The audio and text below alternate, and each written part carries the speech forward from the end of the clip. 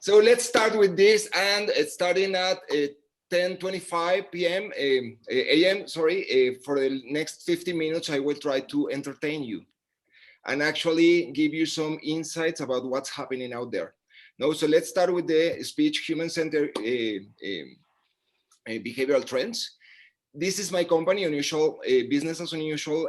Was created almost 6 years ago with the mission of help people, help companies, no matter the size of the companies, develop sustainable and desirable ideas, products, services, and solutions for the good of the people. And that word desirable, please bear it in mind, keep it in mind, because it's very important. And the other thing that I will ask you to keep in mind is the sentence for the good of the people, which is not, social entrepreneurship, which is not social businesses, which is actually a sentence that is very important in the business world today, and more, because it's a matter of how economy works, and I will get into that soon.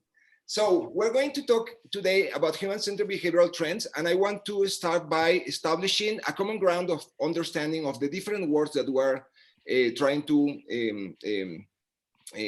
cover today. Starting with trends. We are seeing trends, but what is a trend? A trend is the general direction in which something is developing or changing. So when we're talking about trends, it's a way of showing or showing the information, or organizing the information, because it at the same time it joins in the same term the past, which is the data that we have, the present, which is what actually is currently going on, and the forecast of the future based on what's happening now. So trends, let's see it like as a trajectory. It's a word that we like a lot.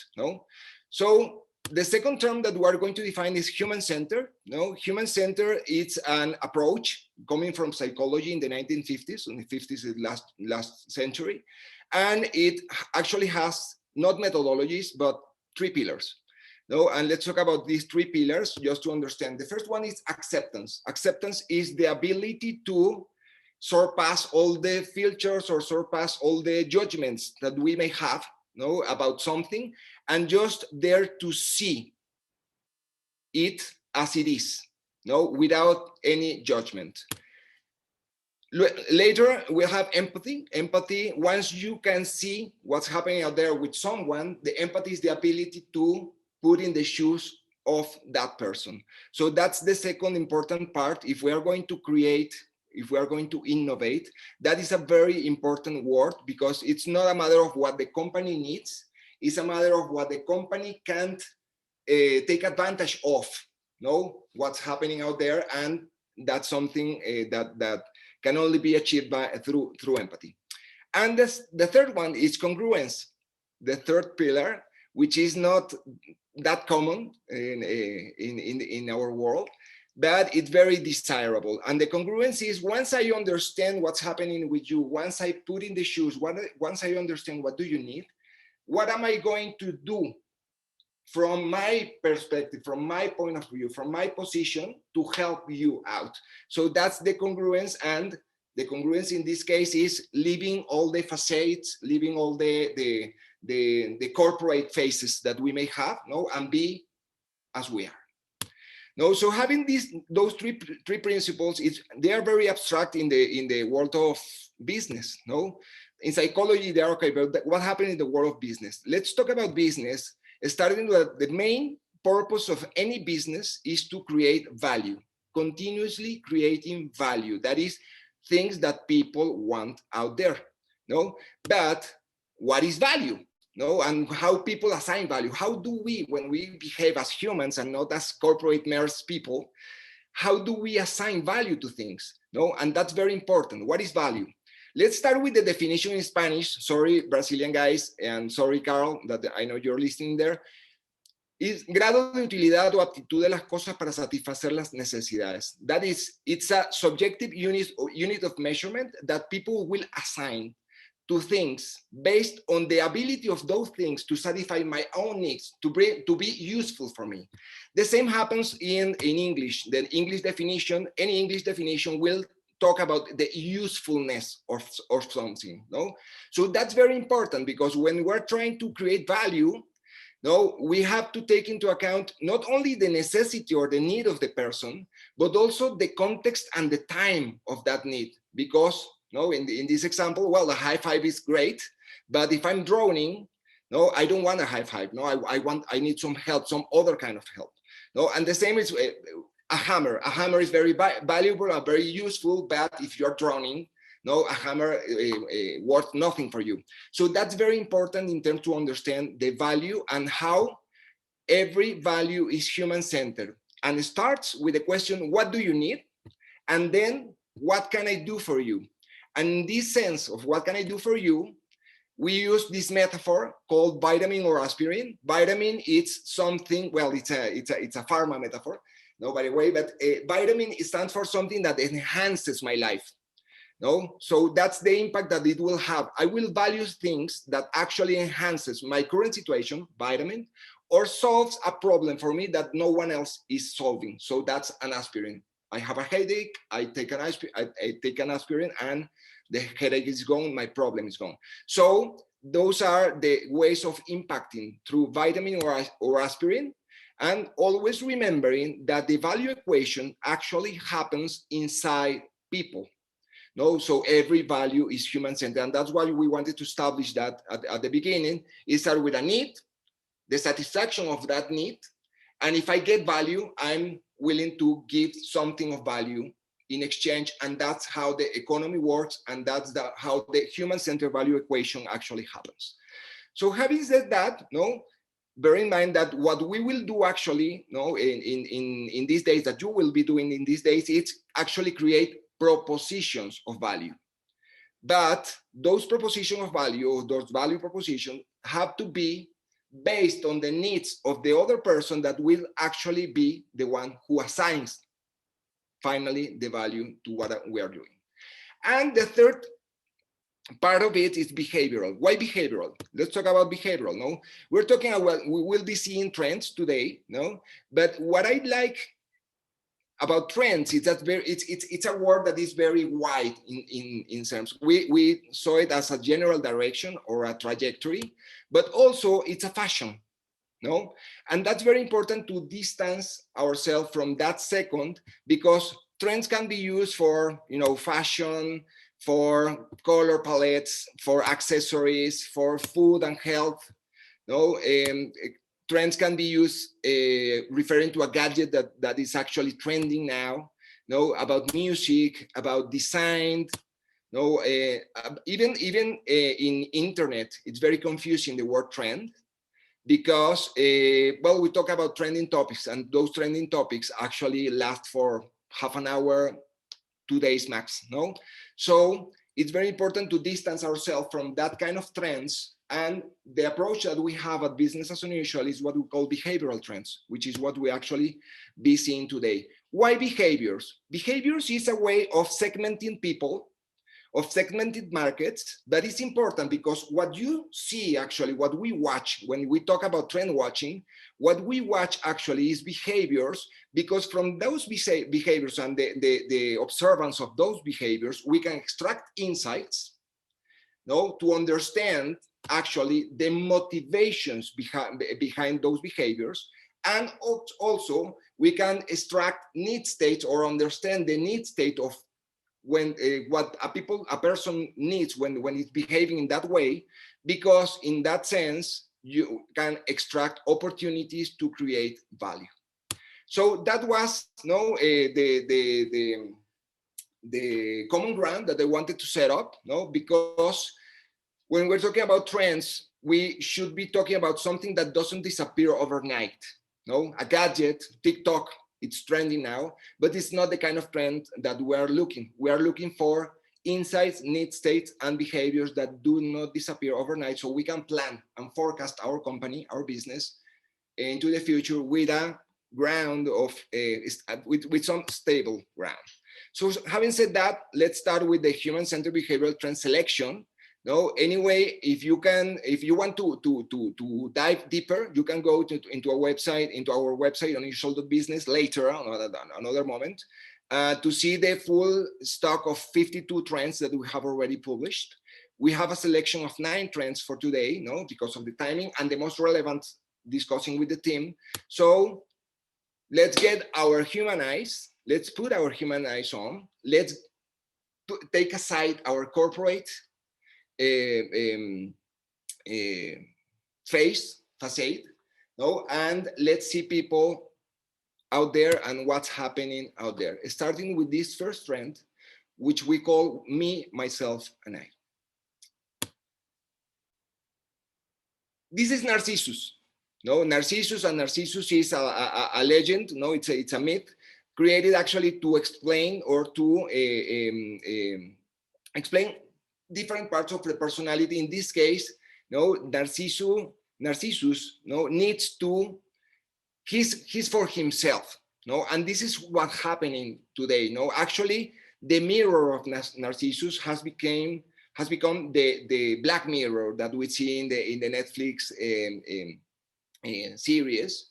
So this is a complex, no, actually a psychological complex that is very on trend right now.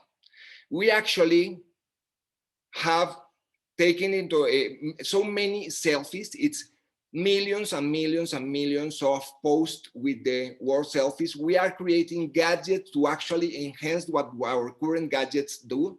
No, we want to record ourselves, no? And even if we are alone, we can have, you know, a selfie stick as we saw before, or we can have actually a selfie drone that actually will take the professional photos for us, no? And it's the importance that this is happening out there. This is creating a full market, no, or around narcissism. No, we have personalities like Cristiano Ronaldo. No, Cristiano Ronaldo doesn't only, it's a narcissistic, no, in some way. Sorry for my very good friends from Real Madrid. No, but also he has created a full market. For example, he has this selfie app, no, that actually you can take fake, no, selfies with Cristiano Ronaldo because, no, if you want to, and of course it's for charity and etc. No, but it doesn't stop there.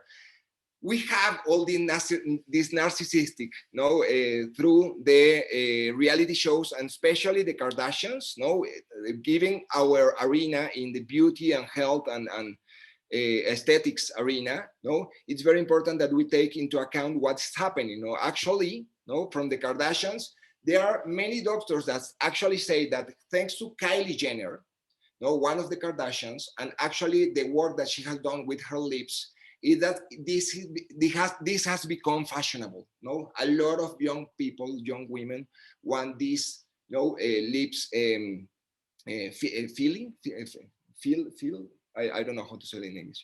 Okay, so again, no, this is the glorification of my vanity, of who I am, no, but in a very constructive way. What L'Oreal is doing since the 1970s, no, it's because I worth it, no, and that was a sentence that actually revolutionized, no, the advertising, for women, no, women were empowered. Women were given the permission to actually spend money on themselves because they worth it. And actually it revolutionized. You can study this specific campaign from the 1970s from L'Oreal, which is actually currently going on. No, we are so narcissistic as well that actually we prefer an edited version of ourselves, of our aesthetics. No, that edited version, we can have it through Facetune. But I want to show you something else. If you give me a minute, I want to show you what is happening with the beauty arena now. And this is, okay, this is me talking. This is me still talking, no? And actually I can be, through a filter, and thanks to a filter, a woman, no? I can actually remove my beard, no, and it looks very strange. Actually, I think I look better than as a woman than without a beard, no. Or actually, I can get younger, no, than what I actually am, no. I can play with these filters, and this is very bad quality filters. It doesn't matter, but the thing is that we have to understand, and this is something that when you make an exercise, a human-centered exercise, let me start this off because I'm distracting myself with the kid. So the fact is that when we're talking about my need as an user, so what I'm telling you, that's actually you have to take into account the need and the moment. And for example, in this context, if my need is actually I want to look beauty, I want to look younger, I want to look, no, and the context is the pandemics, for example, then I have this kind of options as substitutions for many other of the procedures that we may have or that our products help the doctors to have, no? So having that, it's kind of this new era, no, where we are talking about how do you satisfy your need actually, and sometimes it's what we call the competition. It was the direct competition. It was very narrow. No, we needed to expand it to substitute because people actually solve their needs in many ways, even beyond our categories. No, so again, and this is something else, no, it was mentioned before as the pretty privilege. No, the pretty privilege, without any doubt, it's a reality because it's a bias that we have, a cognitive bias, no? And the first time I read about it, it was from a Rolf Dobelli book called The Art of Thinking Clearly. No, he passes in a very funny and entertaining way through different, okay, my cable. Through different, okay, it's okay. He passes through different cognitive biases, human cognitive biases, and actually he talks about the halo effect. And there is plenty of information, studies, and experiments out there demonstrating that actually when you look good, life goes better for you.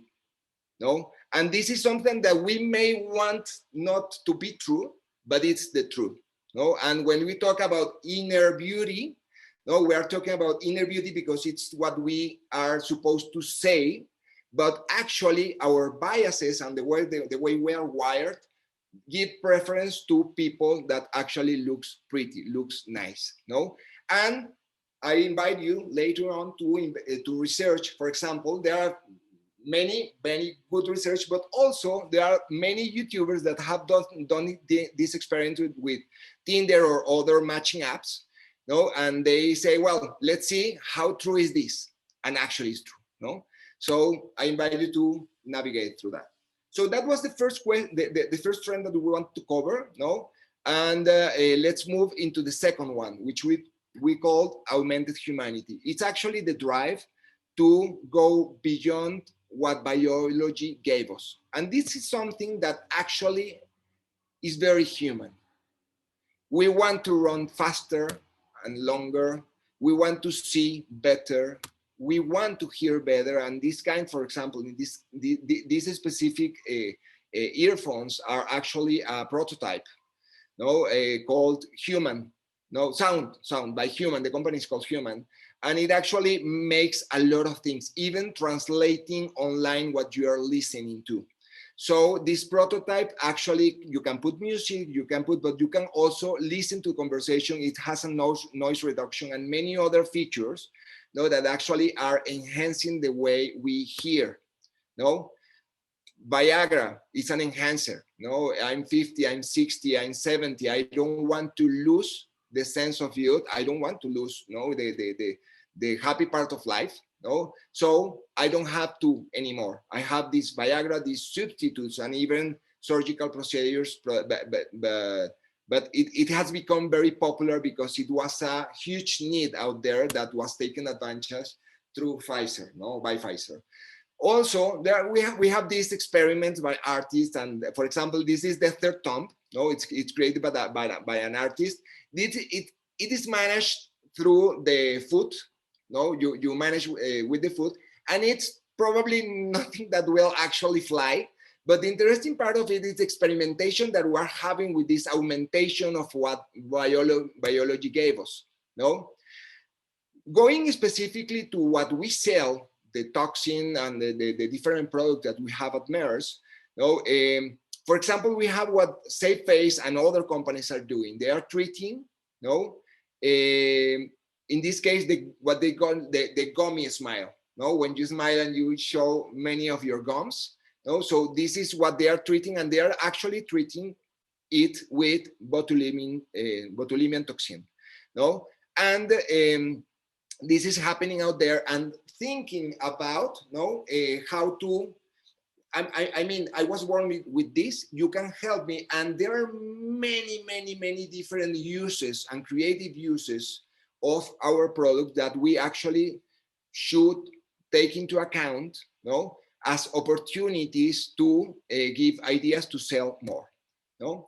We have also, for example, all these body modifications, the horn implants and the underskin implants.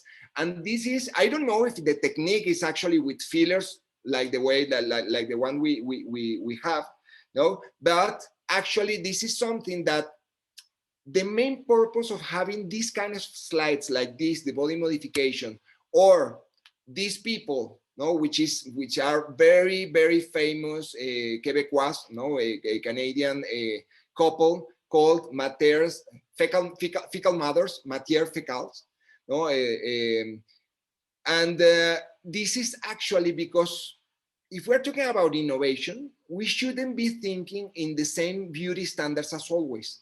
There is a huge opportunity to intervene in different standards that are rising out there. Just to take into account that, for example, these guys, this couple, has almost 1 million followers in Instagram. No, so we're talking about people that is actually leading or driving a movement of people following them with new aesthetics. No, so if we want to think out of the box, we should even think out of the box of what we think we provide as aesthetics. The standards of aesthetics are changing, and we can jump in many of those standards, and not only the Latin American girl with big chichis and algas. No, you know what I mean. So this is something, no, and this is why this is here. And actually, going beyond what we think is the third trend that we prepared today. 27, okay. So this trend is called post-demographics. Post-demographics is actually talking about going beyond demographics. This is a what if question for you. If for the rest of the sessions, you may think out of what we currently call your demographics, which probably is female, 25, 45, or ABC plus, blah, blah, blah. No, that kind of things, that kind of demographics should be challenged as well, no? So the post-demographics, we have, no, many people asking for it and many brands reacting to it. For example, no, Google has more than 60 or 75, I don't know what's the number, of different kind of genders, no? This was an experiment in Latin America that they actually made in Argentina to see what happened, no? And after that, they created all these possibilities, no, of how do you identify yourself beyond demographic, post-demographics. Well, we're seeing this, no? We're seeing genderless restrooms, no? We are seeing genderless fashion, no? And in this case, for example, this is again from Montreal, Radhourani, no, which is an unisex fashion designer, no. And what does that mean? That actually, no, it's not anymore clothes for boys and clothes for girls. It's just grab what you like and put it on, and if it fits you, great, no. So this kind of movement, post-demographic movement, is happening out there. A very clear sign of this is when NATO joined in, I think it was in 2019, 2 years ago. Well, 1 year if you don't count 2020, no, because we are still debating if we will count it or not, 2020. But this is the NATO meeting, and these are supposed to be the first ladies of the different countries and the first gentleman of Luxembourg, no? And of course, this is happening out there, and this is the kind of signs that we are moving way beyond demographics. This is Emmanuel Macron, president of France, and his wife. I think it's 21 or 25 years older than him, and it's okay, it's fine, it's nice, it's normal now, no? So this is again, no, L'Oreal, but L'Oreal has kept evolving, no, the campaign, and they have now this campaign to, let's say, senior woman or mature woman, and they call it age perfect. No, it's the glorification again, not only now for every woman, but this specific group of women, no, and it's the I worth it, no, because my age is perfect. Rejuvenation, for example, it's another term that actually you should pay attention to, because rejuvenation, it's actually the prevent and rejuvenate joint, no?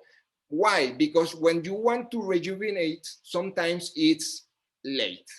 So what they are doing actually now in the world, in different, it's in different countries, it's actually, what if we start rejuvenation processes before you actually get age? And many of our products at MERS can work into this, no? Especially the toxin, the botulinum toxin, no? Also, the term Botox, no? And it's it's Botox for guys, no? Because there is no gym for your wrinkles, no? And it actually show us that is happening out there is that actually men, not only gay men, not only transgender, not only, but also straight men are turning into this to look better, to pamper themselves, to look younger, no? And this is very important. And actually, finally, in this trend, another sign, it's a better experience for trans patients. It's all the work that it's been done. And I think it's especially relevant in Brazil, no? Because you have a transgender market very developed, no? So how can our products, or our competitors are doing, but how can our products help in some of these procedures, no? For, in this case, trans patients. And because we're talking about experience, let's connect with the next trend, which is called experience economy. Experience economy is a term developed by Joe Pine, if I remember well, no, Joseph Pine, and it's been around for many years, no? What it talks, it's about the evolution of the economy from commodities to even commodities, brands, services, and experiences, no? Having said that, we have this kind of example like this one. This is a hotel, this is a franchise called Atrepe Refs. It's originally French, and it has been spreading around the world because they have, you know, this concept of the nature, but they create these rooms, no? So every room is about 500, 300 meters from the other one, so you have some privacy because of your space, and this is the experience that you get there, no? Blind Deku is a restaurant that emulates actually the life of a blind person. No, Blind Deku, it's dinner in the dark. They call it as well, no? And it's very interesting, no? What happened with this kind of things, that hotel at Refs, Blind Deku, or Dinner in the Sky, no? This another one, which are franchises. And the most interesting thing of this is that actually they create so compelling experience that, for example, in this case, being a restaurant, nobody ever asked me what do they serve in Blind Deku or in Dinner in the Sky. I mean, they are a restaurant. It's supposed to be important, the food. But never in the many years that we have been talking about these examples, it's impressive because the experience itself surpasses the product or the service that they are supposed to give, no? So this is very important for us. No, for example, we have Alchemy 43. And we had some discoveries, making some specific research for you. Alchemy 43. Well, Colombian people in the call will actually understand it perfectly, no? Because you have these barber shops in Colombia where you actually can go for male, no, male barbers, when you can actually go and have a Heineken. We know it because we managed a project for Heineken in Colombia 3 years ago. And you can have a whiskey, and you can have a drink and have a chat and blah, blah, blah, while they pamper your beard, no, and your hair, etc. And this is for male. No, this is the same concept where the experience is like in a bar, let's say like this. The experience of going to Alchemy 43, it's like being in a bar. You go to a bar, you talk to an expert, a barman or a bartender, you start engaging with, no, you have an experience, you have a drink, you have, a beautiful time, and of course you have your treatments. But the treatment goes to the last level of priority, no, and actually the ingredient of the treatments, no, it goes to the last part of it. So we should be aware of not only be talking about Xiaomi and our ingredients and our products, but also talking about what people actually appreciate, which is the experience. No, we have the same, for example, which is Beach Bungalow. No, this is in Miami, and Beach Bungalow is the same. It's the experience. You go there and you get your toxins, and you get your fillers, and you get your treatments. No, but in a very cool and relaxed, not medical, not laboratory, no, experience. So that's very important to take into account, no, because we are a laboratory and we are very serious. We don't want to look, no, like amateurs, no, or informal. But what people is actually perceiving on the other hand, is that the experience is very important. So it doesn't have to be that cold. No, I want to engage with someone and with an experience. No.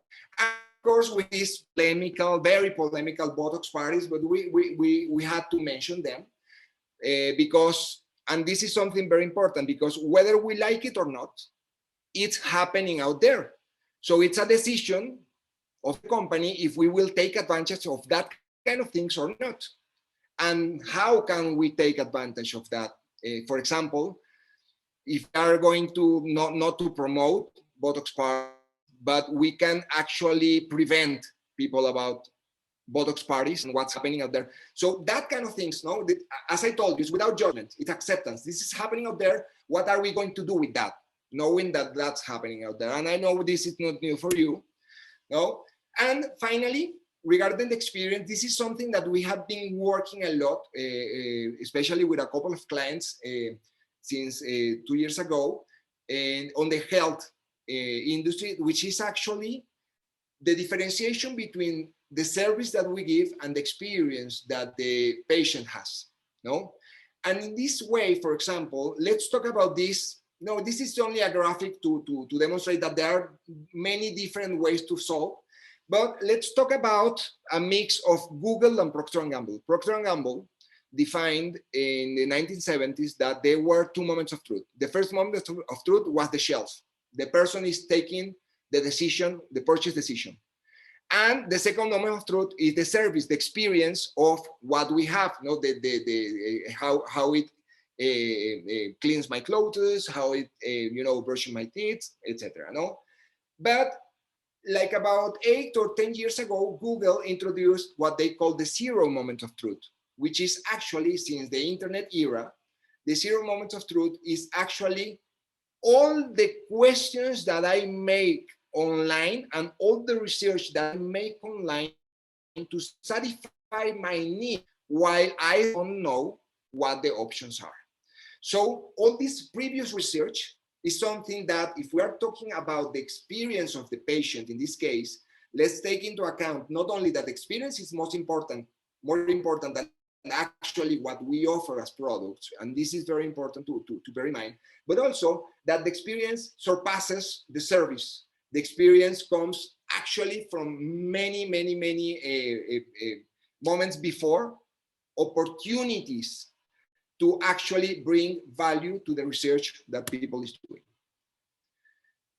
And now we have this experience, but we have this experience indoor, because indoor life is another trend that we will be talking today. This is hikikomori. Hikikomori, it's a word in Japanese that it's been coined 12 years ago or 13 years ago, I don't know. But hikikomori means people that doesn't actually leave home. And this is happening even before the pandemics. Of course, we are all now hikikomoris. No, we are not leaving home. But this is very important to understand that actually what happens is this was happening already, but it was accelerated abruptly, given the pandemics and especially the quarantine. No, so we have many options to solve many things without leaving home. No, we can have the delivery of our food, of our groceries, of our education, of our work.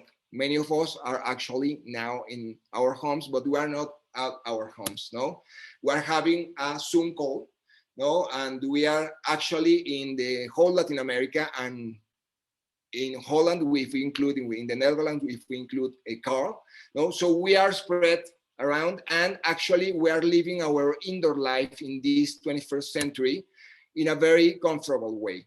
What's happening in the health arena? Well, the same happens, and actually this is something that many doctors have said.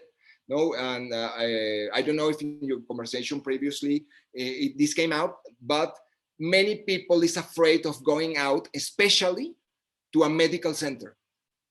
Especially to a medical center, even though medical centers try to say, no, we are very, very, very safe to come. People actually has always had this imaginarium of hospitals being a focus of infection, a focus of sickness, no? And so if I can avoid, I want to avoid it. So get a doctor, come to you, to your home, or actually, let's have a video call as we are having right now, but in other discipline, which is actually health. And this is not happening far away. We have this client, Saluta, is a Chilean client that actually started 2 years ago, and last year they boomed in Latin America, and they opened in Colombia and Mexico. They come from Chile. They opened in Colombia and Mexico, and they offer general medicine consultations, but also, and their main is psychology consults. No, so and psychiatrists as well. So this is happening out there, and this is actually going for. We have these signs, no, for example, of what's happening with this indoor life trend. And for example, is the turn to do-it-yourself beauty routines. Many people last year started, to say, well, I don't want to go to the to bleach my hair or to paint my hair, but to color my hair, but I can do it at home. No, so this do-it-yourself. I don't know if there's something that we can do actually to help people do it by themselves, but this is happening, and it's a kind of questions of conversation openers, no, to see what are we doing. No, we have Glam Squad. Glam Squad, it's actually a beauty team that goes to your house, but it's not with the toxin or it's a different kind. No, it's nails, it's hair, that kind of things. But no, this is happening as well. No, this is Dr. Miami, a very famous doctor in the States, and actually he went to vaccinate himself, and he discovered that he can actually have the same system that vaccination without leaving your car. And he started to invite his clients to have Botox injections, like as you are seeing. I don't know if this is serious or not, but this is happening out there again, no, without judgment. No. What else? No, get Botox and fillers at home. This is Dr. Darren Smith in New York. Any doctor, there's plenty of options and plenty of these kind of announcements where people actually, doctors are going, no, to the places, no. And also, and this is an opportunity with indoor life, no, which actually is I can recover at home. This is for many procedures, including plastic surgery and many of the procedures that we do. Actually, people is saying, well, if I can live home for the next 2 months, this is the moment I have to have this procedure. No, so taking advantage, giving ideas to our clients, to our customers of what they can do now. No? So let's move to another one, which is the power of the story. I have 10 minutes left, so I will rush a bit. No, for example, this is a watch, that a luxury watch, no, from a brand called Romain Jerome, and let's say that this watch may cost normally $5,000, $6,000, but this particular one cost, I think it's more than $60,000 because it has a piece of tiny rusted metal in the composition. I say, where does that metal come from? From the hull of the Titanic.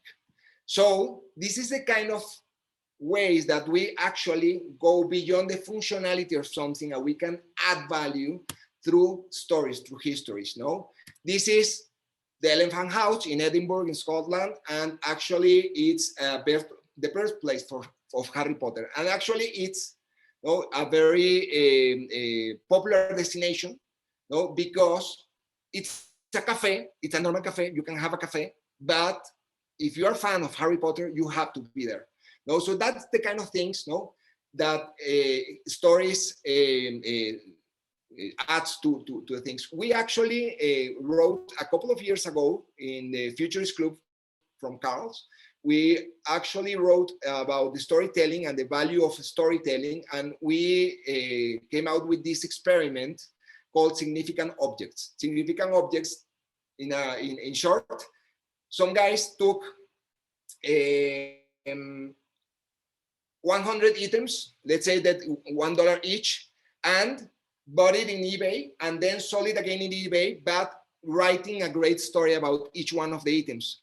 And they were actually able to demonstrate that items worth $120 could be sold in almost $3,000, almost 30 times the value, just because they created a compelling story, for this. And of course, Tom's, we probably know Tom's, or no, Tom's create these shoes, but they have this 1-for-1. So instead of competing for a $1 pair of shoes, of sandals, they are selling it in $65, $70. How do they get this elasticity? They translate the value equation, not only so you can say that you are actually helping others, but it says something about you. You are a good person. So that sign of thumbs in the back of your shoes talks about you. And this is the kind of stories, you should be with me because I'm a good person. Gwyneth Paltrow, we know very well Gwyneth Paltrow. She made this experiment, let's call it experiment, and she sold this, she launched this candle called, actually this is the name, This Smells Like My Vagina, and in her store, Goop. And actually what happened, and what this is here, not only because we are relevant to Gwyneth Paltrow, but also because you have to understand that there were lines and they ran out of the candles, $75 candles. They created conversation about a candle. Nothing more boring about that than a candle, but if you tweak in some places, you can actually create a good conversation and a desirable product wherever you want. For example, in this case, we have TikTok, and we research for Botox, and we research for the Xiaomi, and actually Xiaomi has 1% of the mentions of Botox. Let's say 7 million mentions Xiaomi in TikTok, and almost 700 million Botox. But what happens here, and this is an opportunity, is because if we see Botox as our competitor, we are screwed. Botox is the generic. People say they got Botox, even in the post that mentioned Xiaomi, they put hashtag Xiaomi, hashtag Botox. Because this is the generic. So we should take advantage and not be afraid of talking about Botox, because Botox is how people calls it. And we can actually create an even better, because, well, if everyone is using Botox, we are using a premium Botox, so we have a premium Botox called Xiaomi. And this is another insight that we wanted to give to you. It's actually when we're talking about the power of the story, when we analyzed a bit of the comments and the post of the users out there, this is the prioritization. They start talking about their process, the beauty process. This is me, me, me, me, me. Then the second part is who made it, who's the doctor, who's the specialist, no? Who gave me that great experience. And so if you see they mention Brad, Gabby, and Erica. The third priority is where did I do it? No, in that clinic, in blah, blah, blah, no? And by the end of the prioritization is what am I doing to myself? Am I using Botox, Xeomin, or any other? So the kind of the procedure, it comes at the end. So this is something else that we should take into account if we want to be relevant, because if we're talking about the what, Xeomin, Botox, and people is talking about the me, the who, and where, and we are missing that opportunity, then we won't be in the conversation. So that was part of. So let's talk about the year of subscription, and I think I won't have enough time. So, okay, we have been seeing how this subscription model. We have Spotify, we have Netflix. We don't buy any movies anymore. We don't buy music, and these kind of things is happening out there. But there's a difference on what's happening. What's happening is that we used to call, for example, in airlines, we used to call loyalty programs, but it was actually miles programs based on consumption, no? And actually there was no differentiation at that point, and the list of effects was actually loyalty from the users. So what's happening and this is example of Big Club, is that actually loyalty is something that is being sold now. I can buy loyalty, but I can sell it to you, no? So take it into account. For example, D Club, it offers very great discounts, but once you pay the $25 per year of the subscription to have that discounts, it makes a psychological effect on you, because next time you are going to look for a ticket, you will go first. You go first to Volaris, Big Club, because you have already paid for it. No, so that's kind of things where people is subscribing to vegetables, people is subscribing to shavers, no, shaving machines. And we have, for example, from the Glam Squad, we have the Glam Fam, no, which is a membership. And actually, think about this: we are in a recurring business. People doesn't do something and then I have to convince them. No, we are in a recurrent business. Let's give them all the facilities to actually take advantage of that need, that recurring need. And sometimes the value of this, it's like this: I will facilitate your life, will search your mate by date and time. This is take into account that this is pill pack by Amazon Pharmacy. So Amazon, again, they know what they're doing. They have launched this Prime, which we'll be talking about in a minute. So I think we have two left in 1 minute and a half. We have this facilitate my life. It's the reason why, even though microwave popcorns are much more expensive than the regular ones, we prefer and we are actually fans of, because if you take into account the quantity and the cost only, or the quantity of popcorn and the cost, it will be a mess. So you are missing the full point of not being obliged to prepare them manually, no?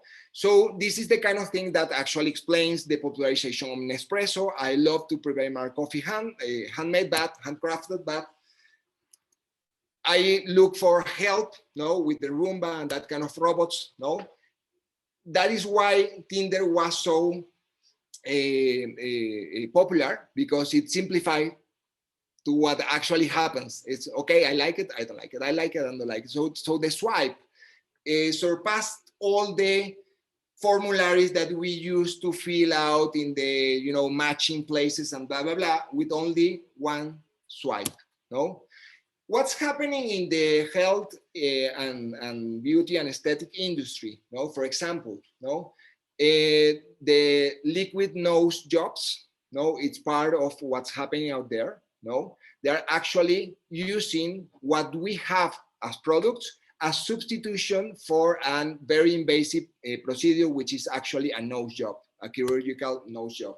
And actually, it's creating, what we do actually, it's creating a new way of aesthetics in the face, which is actually the sculpting of faces. No, the doctors now, the plastic surgeons are talking about, you know, I'm sculpting. No, so this is happening out there, and let's go, well, Amazon Prime, no, as we talked about, and let's get into the last one, and I hope you give me a 3 minutes additional, Regina, and which is my town, my city, my country. My town, my city, my country. Yes. This is, well, Colombian people know about this. This is the Colombian map, and this is actually what, as a touristic destination, in less than 10 years, they turn it down, they upside down, sorry, and instead of having the first reason, Machu Picchu, the first reason to go to Peru is gastronomy. And this is something that it was not accidental. This is gastronomy, part of the movement, and a leader behind Astridi Gaston, this restaurant, which if you haven't tried it, I recommend it. And for example, no, let me give you an anecdote, because this picture was already shown by Carl. But the first time I saw this picture, I was in a call. I was working at Ogilvy, creators of this campaign for Dove. And we had this Latin American call, like this one. And after they presented the full campaign, a Brazilian girl said, "This will never work in Brazil." And we were, you know, like very nervous, because, you know, it's global, it's sending us the asset, the resources, and we say, "Why do you think it will never work in Brazil?" And she said, "Because a Brazilian woman will never wear that kind of underwear." So that was the point. No, the underwear, it has to be sexy. So when we're talking about my town, my city, my country, is going back to our local roots and take into account our local differences, no? Especially when we're talking about global brands, we have to take into account that Latin America is not a country, no? It's a very popular phrase in Latin America, but not in the globe, no? And for example, I have another example, no? Many years ago, I think like 10 years ago, Cold Stone decided to color the Xuxas hair in black. And because of the success of it, they wanted to replicate in the full region. And they call us, no, I was working at an advertising agency at that moment, and they say, you have to actually create the same exact story. But the problem is that when you are using a celebrity, you have to work with the story of the celebrity. So after many rounds, we decided to create a completely different campaign based on Paulina Rubio and what was happening in her life in that moment. So moment, the person, the timing, the place, and we created this transformation from within campaign, no, which actually was not a tagline coming from Brazil, and we created, and actually it surpassed the result of the Xuxa's example, and we were very happy about it. No, it's talking about, you know, the way that we should actually tropicalize, not only for Latin America, but in the different countries, and take advantage of what we have. This is what Dove is doing right now with Tu Pelo, Tu Elección, no? And with Tu Pelo, Tu Elección, they are saying that actually you can actually, as real beauty, well, you can actually do whatever you want with your hair, no? And it will be nice, and we will be there for taking care of it, no? So we have, you know, Costa Rica, Guatemala, Panama, and this is a campaign that is just starting, but is taking very good steps, no? Also, talking about the different sub-trends and local trends, this is coming from Korea, no? And actually, this is called the glass skin, no? And what they are doing actually is doing this effect of glass skin, very popular there, not necessarily here, but very popular there, with the toxin. They are actually achieving this with many of the products that we have in hand, and they are using the toxin. I don't know how. I'm not a doctor, please. No, so you can find out how they do it. No, Also, talking about the different and the tropicalization of that, this is something that actually our trend watching team rised up and said, okay, but take also into account the different skin tones and skin types and the phenotypes, no, that we have, because there is all this conversation about what happens with Black women, no, and actually there is a resistance that it's being broke down, because they say the myth is you should be proud of your skin as it is because you are Black and blah blah blah, no, and also Black don't crack. They say that, no, Black don't crack. I mean, you don't need it, but it's a lie, no. So it's moving and it's tensioning actually all this. And the question here to end up with the it's if we have actually this kind of data accessible, we should be taking into account, because what the Trend Watcher team told me is that our Trend Watcher team is that actually many of the tutorials is white Caucasian rich girls. No, so we should be taking into account how to actually tropicalize it also and show that we know about the skins that we have in Latin America in the different countries.